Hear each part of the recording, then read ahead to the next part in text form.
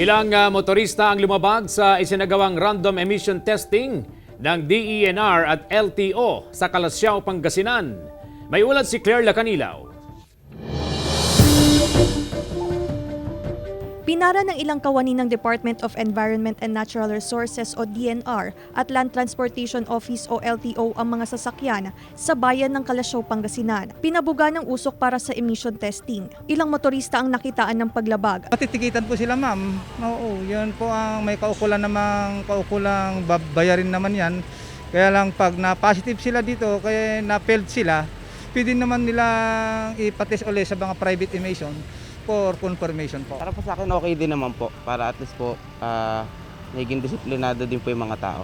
Alaga lang din naman po sa motor, kasi usually po kapag nagkakaproblema sa makina, nagkakaroon din po ng usok. Ayon sa DENR, mahalagang isailalim sa emission testing ang bawat sasakyan bago gamitin upang makaiwas sa polusyon. Epekto talaga niya na tinatamaan is yung atin pong kalikasan, yung environment, ozone layer na sinasabi natin.